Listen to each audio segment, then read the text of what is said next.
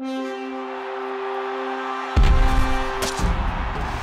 breaking down Eric Edholm's Shorts and Shells column following week 3. And Eric, you focused a lot on the crazy comebacks from the early games on Sunday, but also on one of the big collapses, again, by the Minnesota Vikings. What is going on in Minnesota? Third straight week, we could really kind of question the coaching staff and the fitness of this team. I mean, whether they're mentally strong enough and physically strong enough to finish off games. A 10-point lead in San Diego, a 17-point halftime lead against the Bucs, and then the worst, 20 this week. 20-0 against the Lions. They had them dead to rights, lost the game. Some questionable decisions along the way.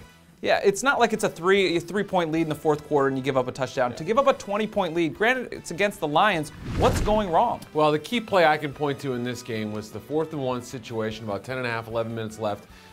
They decide to go for it, which, okay, you're on the Lions' 17-yard line. You want to make it a 10-point lead and not a 6-point lead, fine. But give the ball to Adrian Peterson, please, not Toby Gerhart on an offset fullback dive. It just didn't look like a nice play from the beginning.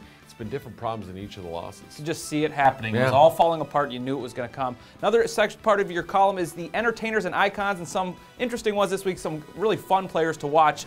We start with a guy in Green Bay who's really just making a name for himself, JERMICHAEL FINLEY. Well, it's got to be the age of the tight end these days. I mean, these guys are just coming out of the woodwork. And JERMICHAEL FINLEY, I don't know if he's a tight end, a wide receiver, a basketball power forward. What is he? I mean, he's so amazing out there, and the Bears had no answers for him. Short at safety, short at linebacker. Maybe the most exciting player so far this year, LeSean McCoy, also in there. You know, again, the Eagles lost, but he was the best player for them on Sunday, and he's been their most consistent player this year. I mean, he sticks his toe in the ground and he goes, and he's an exciting guy who makes things happen in the second half. So he always gives the Eagles a chance. Didn't happen on Sunday, but he was outstanding. He does all those things that we expected Reggie Bush to do coming out of college, and yet Bush just not getting it done. Yeah, I mean, the Dolphins try to make him into a between the tackles, a 20-carry back, and I think they figured out at some point it's not going to happen, but they keep giving him the ball in these situations. Look, Reggie Bush is a punt returner, a slot receiver, a guy you motion in and out of the backfield. He is not a regular running back. Please, give that role to Daniel Thomas or somebody else, please. Hoping they would hit on something that maybe the Saints couldn't. It looks like it's just not the player they were hoping for.